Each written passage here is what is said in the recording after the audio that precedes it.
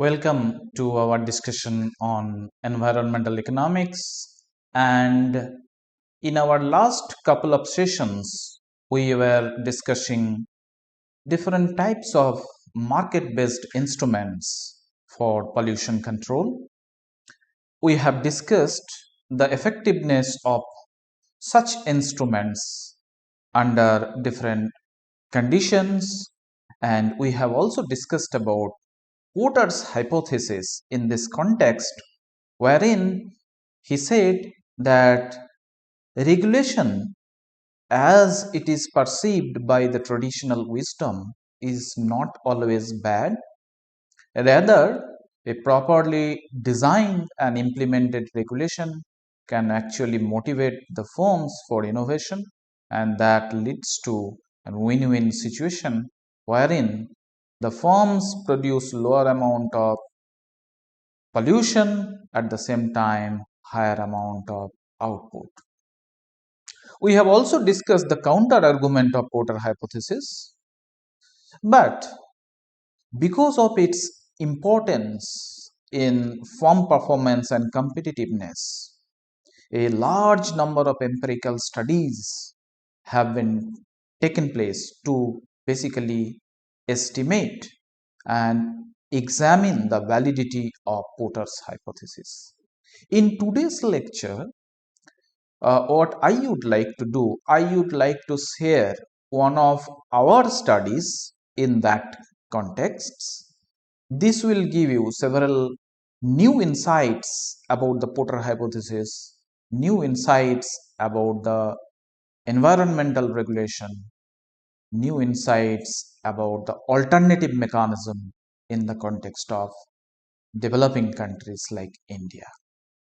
So, the title of our paper that I am going to discuss today is, does win-win opportunity always result in pollution abatement?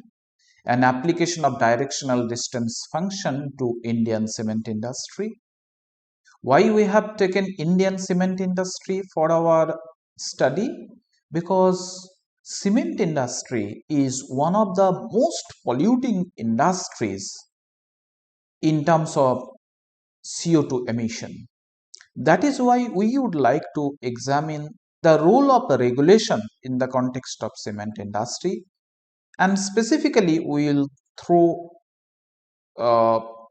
special light, we will shed light on Porter hypothesis per se. This particular article has been published in the Journal of Developing Areas.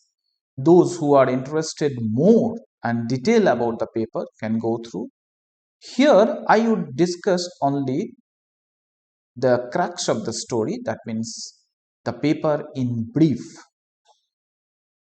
Now, before we discuss about the paper, a brief preamble, the background.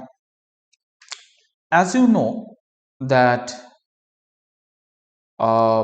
industrialization to achieve higher economic growth has been the major policy objectives of almost all the economies, and as a result of which environmental degradation has been the inevitable consequence of such industrialization, leading to global warming and climate change. So what is required now is growth in terms of producing more goods and services with accountability.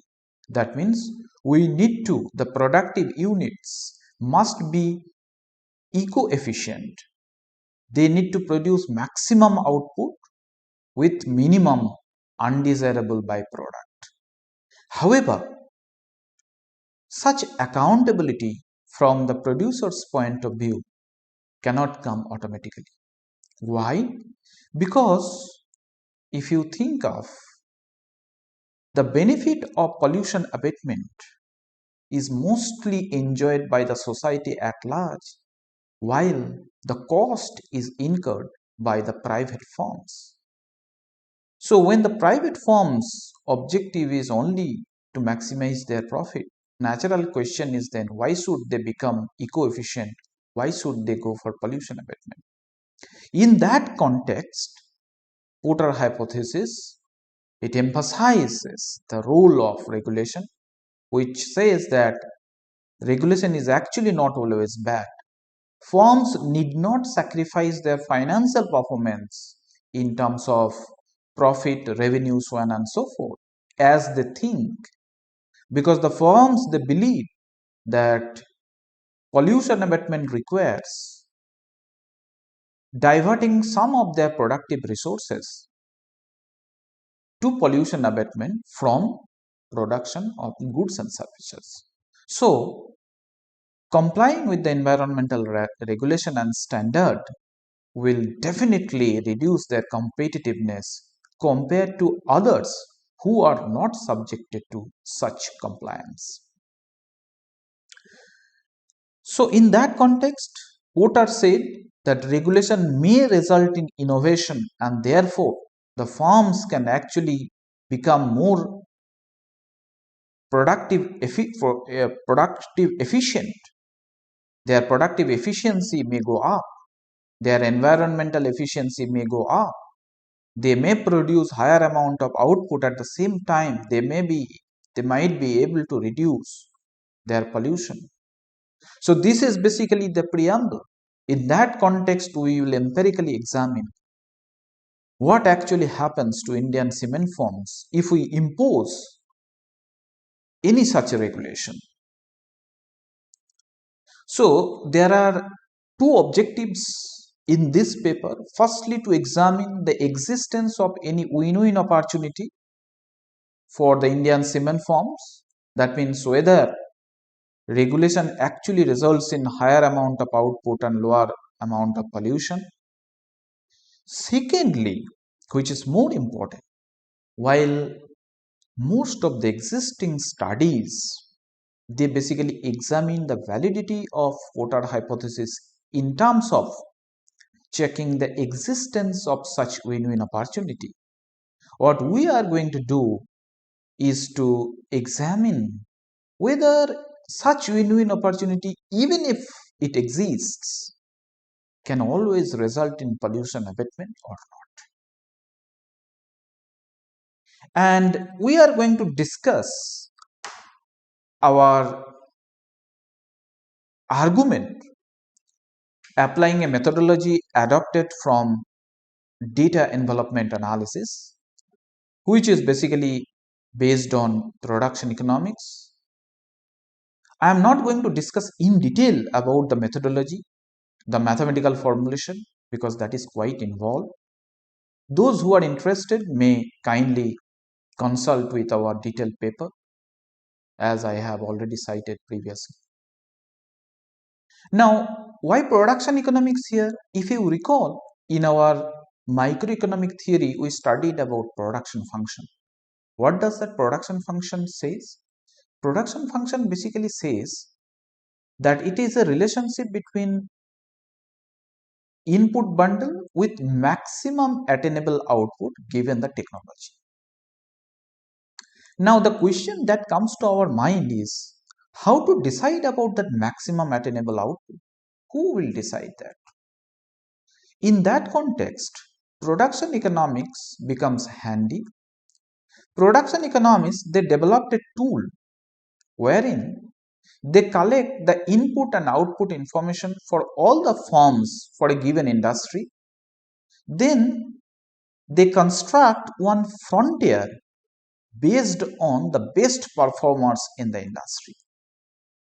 The firms who are operating on the frontier, they are called efficient. The firms who operate inside the frontier, they call inefficient. That means for the inefficient firms, it is possible to reach the frontier and thereby gain efficiency without using no further input and without using no further monetary, without incurring further monetary costs. Now, we will discuss that our argument based on this simple diagram. In this diagram, we have constructed one such frontier ORSTB. This is the frontier. In the y-axis, we measure good output Y, which is basically cement in this context. In the x-axis, this B indicates undesirable byproduct, which is carbon dioxide in this context. Now, if you look at the very shape of the frontier, production frontier, or this is also called as output set,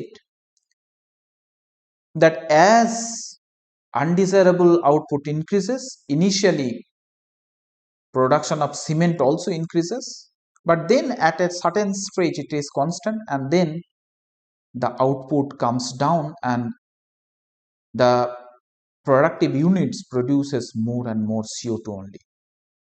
This is purely related to the structure of technology. The structure of technology is such that after some point of time, you will generate more and more CO2. So there are two output set here. One is called a regulated output set. That means we assume the presence of environmental regulation. That means the firms, they need to dispose their waste or bad output in a costly manner, because any type of disposal, pollution abatement is costly. However, we have constructed another frontier which is called unregulated frontier, which is given by O Y double star RSTV. Obviously, the size of the unregulated output set is much bigger than the regulated output set. The logic is very simple, because when there is no regulation, when the firms are unregulated, then they can simply dispose their bad in the environment freely. So disposal of bad is a free activity, while in presence of regulation, such disposal is a costly activity. So this is called regulated technology.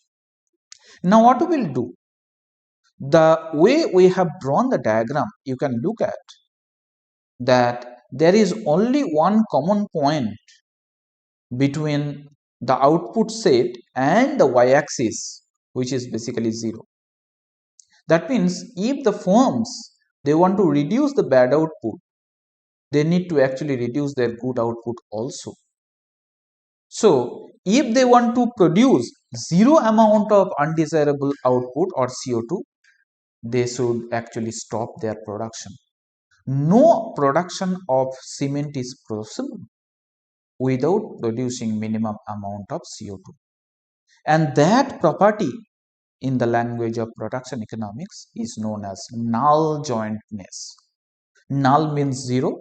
Null jointness means, that means the firms can reduce their bad output only by reducing the good. And then we also assume in this case, let us assume that initially the firm is point A. Initially the firm is at point A, producing B0 amount of carbon dioxide and Y0 amount of cement. In this context, if regulation is imposed and the firms, they go for pollution abatement, then what will happen? The firm can actually reach the frontier by A1 direction. And then what will happen? When the firm reaches to the frontier, the amount of bad output reduces from B0 to B star. Amount of good output increases from Y0 to Y star. That means this simple diagram can indicate that regulation can actually result in a win-win opportunity, because by moving to the frontier, by being environmentally efficient, the firm can actually reduce their bad output and increase their good output. So A1 in the literature is called direction vector. So that means a specific direction through which a firm is trying to reach the frontier with an objective to become efficient.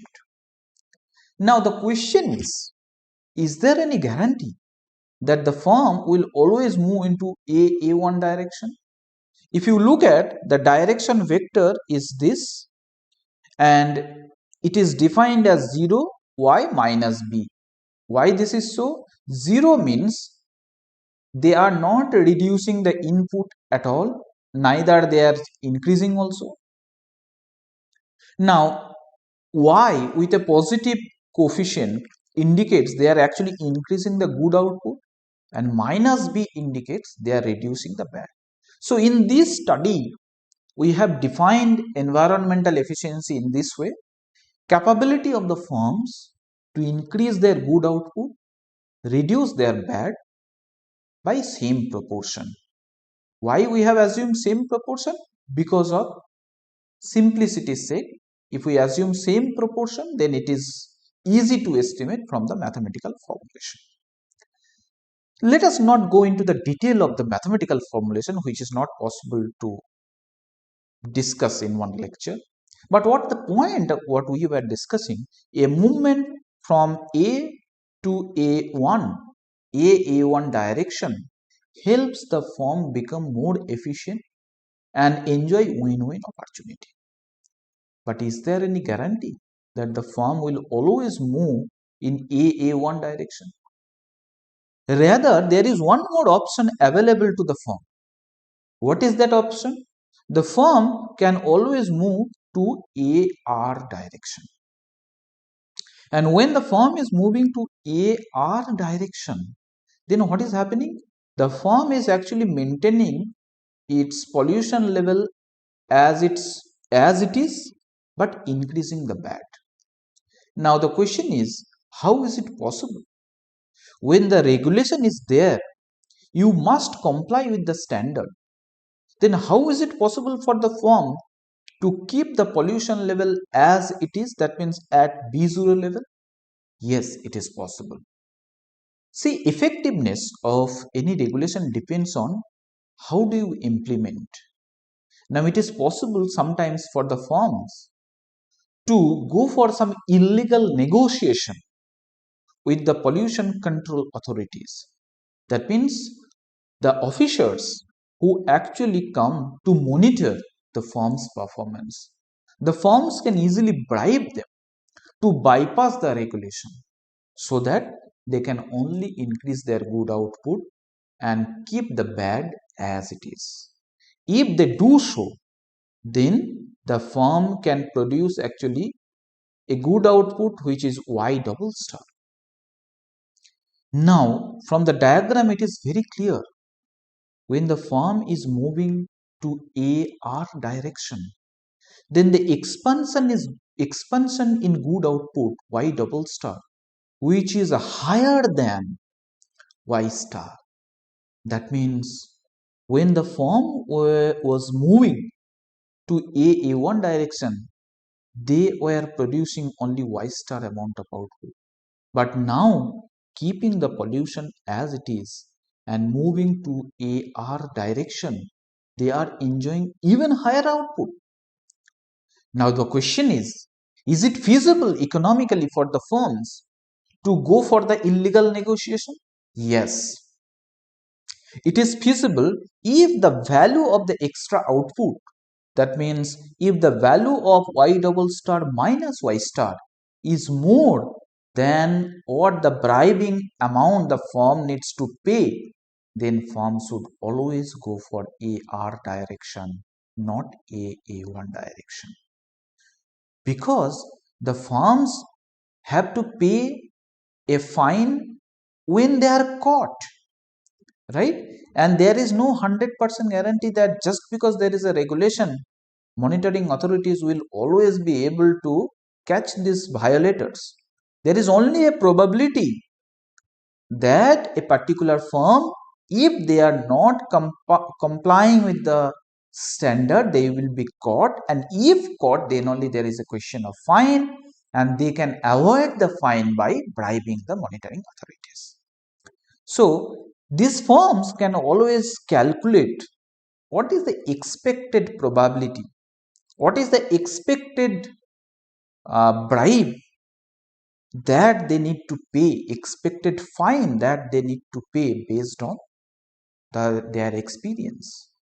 So that is how they will calculate the expected benefit, expected cost, and if the expected benefit is higher than the expected cost, then it is always beneficial for the firm to move AR direction rather than moving to A1 direction, even though there is win-win opportunity. That is how, with this simple diagram, we argue that win-win opportunity may not always result in pollution abatement.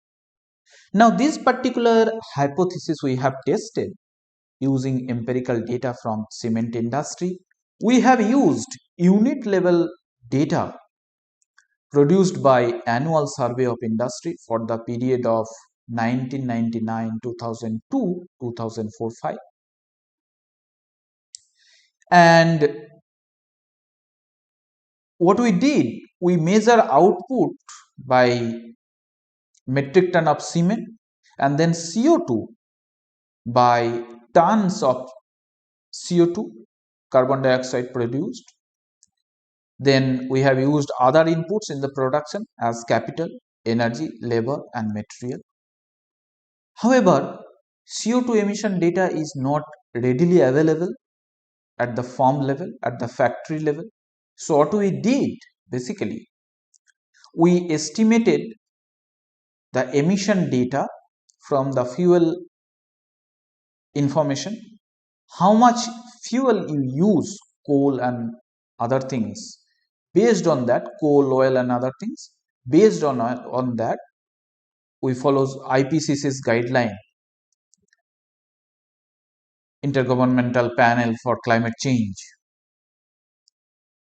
What they do, they provide some kind of guideline to convert the fuel data into emission data. That is how we have indirectly constructed CO2 emission data. And then this is basically the summary statistics of all our inputs and outputs. In this context, we consider CO2 as an undesirable output. So that means we conceptualize a 2 output, 4 input production function. Okay, so one output is cement, that is called good output or desirable output. Another output is CO2, which is undesirable byproduct, undesirable output with detrimental impact on the environment. And there are 4 inputs: capital, labor, energy and material. Then this is how we have basically estimated the mean efficiency scores of the Indian cement firms. Okay, these are all number of observations, and this is the efficiency score under model 1 and model 2. Model 1 basically indicates when there is no regulation, and model 2 basically indicates when the firm is actually bypassing the regulation and moving towards AR direction. And we have also calculated the difference. Okay, so we have calculated efficiency following 2 model. In one model, firm is moving to A1 direction. That means they are reducing the bad and increasing the good.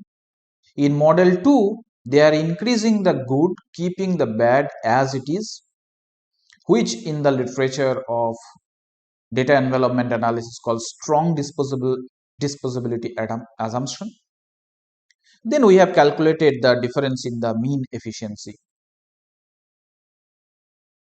After estimating the mean difference in mean efficiency, we have also adopted one statistical test called Wilcoxon rank sum test to test whether the mean efficiency scores derived from model 2 is significantly larger than the mean efficiency scores derived from model 1.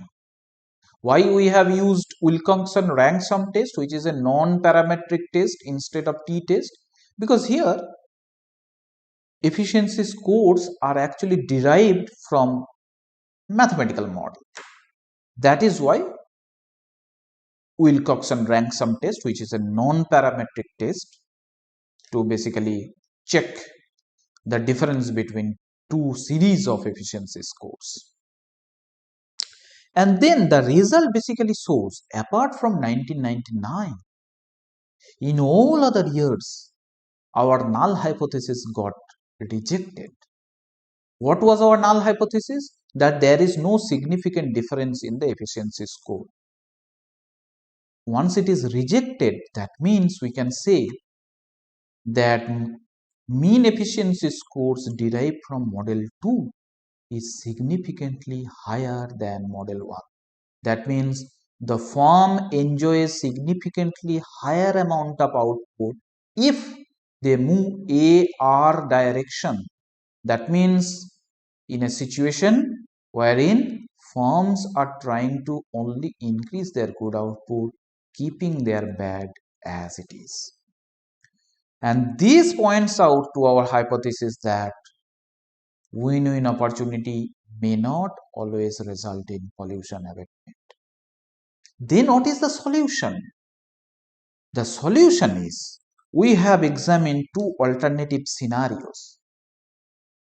Let us first assume the case 1. In terms of the diagram, I will go back to the diagram once again. We first assume the initial level A is within the regulatory limit. That means whatever the firm is producing in terms of the bad CO2, that is within the limit. For example, let's say that if the standard says that 10 kg of CO2 the firm is allowed to produce per ton of cement, let us assume that the firm is producing only 8 kg of CO2 per ton of cement. So that means we can say that the initial position of the firm is within the regulatory limit. And if it is 12 kg of CO2 per ton of cement, then we'll say that the firm's initial position is beyond the regulatory limit. So we will discuss the implication of these two alternative scenarios. When the initial level of pollution is within the regulatory limit, then obviously the firms have no motivation to go for pollution abatement. Farms are not compelled to reduce their pollution further. Therefore, they can either increase their output, okay, by keeping pollution as it is, or they may reduce the pollution compared to initial level and move to AA1 direction. Now, both these movements are Pareto efficient because in both the cases, they are either getting more output or getting more output and lower amount of pollution. So that means a movement through AR or AA1, both are Pareto efficient because both are showing an efficient situation because they are reaching to the frontier. Now, which particular movement the firm will choose, that is very hard to say in this context because that depends on the marginal benefit from extra output and marginal cost from extra pollution evaluated at the initial level. So firm will calculate what is the marginal benefit and marginal cost, right? Without knowing that, it is very difficult to come to a conclusion which particular path the firm will choose to reach the frontier. Only one thing we can say, that both are Pareto efficient, but when it is within the regulatory limit, firms are not compelled to go for pollution abatement. Now case 2, let us assume that the initial situation is beyond the regulatory limit. And in this context, the firms have two options. The firm can either go for pollution abatement or they can bypass the regulation through some illegal means if the benefit of doing so is higher than the cost involved. What is the cost? cost is basically there is a probability that you might get caught and you might have to pay some penalty. So firm will calculate the expected penalty and the benefit, they will compare that, and that will help them decide what to do, to go for pollution abatement or to go for increasing output, keeping pollution as it is by illegal means. Now, the question here, since there is always a possibility that some of the monitors, that means monitoring agencies, the authorities, the officers who come for monitoring may involve in an illegal transaction with the non-complying firms, the policymaker can actually increase the transaction cost of such illegal negotiation. That means they can increase the fine. So even if the probability is only 110, if the fine is huge amount, then that can motivate the firm to stay away from such illegal activities. Okay, it is undoubtedly very challenging task for the policymakers to effectively motivate all the firms then to go for pollution abatement, particularly so when the initial level of pollution is within the regulatory limit. However, one alternative solution we may think of. What is the solution? The solution is information disclosure, strategy of information disclosure. That means, to be specific, the policymakers may publicly disclose the level of pollution abatement by each and every firm. The pollution controlling authority may disclose their performance by giving them some green rating. And if such disclosure of performance happens, then what will happen? The firm will get some benefit from pollution control, which they were not getting earlier. Due to this green image, what they will have, what it will help them, this green image of the firms will help them creating a good reputation in the public. Okay, so when these firms they go for financing in the capital market may give a positive feedback to those companies which are environmentally sound. The customers can prefer those companies' output which are environmentally sound. That means a good environmental performance, a good environmental image can actually benefit these firms to go from their pollution abatement activities. When we are living in a world where the issue of corporate social responsibility is placed with enormous importance, managers they realize that taking a lead role in ecological behavior could actually bring them with important benefits. So nowadays, corporate social responsibility, so that means doing business in a socially responsible way, is becoming more and more important. Regulators are now imposing a rule that if your annual turnover exceeds a certain level, then you must invest some amount of your money in a socially responsible way. If that is the case, then this pollution disclosure or disclosing the firm's performance about their abatement could benefit them by providing an extra edge. So that is why we argue that in a country like India, when formal regulation in the form of emission tax or command and control mechanism fails due to improper monitoring, this type of informal regulation in the form of information disclosure may actually help them go for actually help them and induce them for better environmental performance, which is very, very helpful for developing countries like India, because we don't have that much of the resources to monitor the firm's performance in terms of their pollution control activities.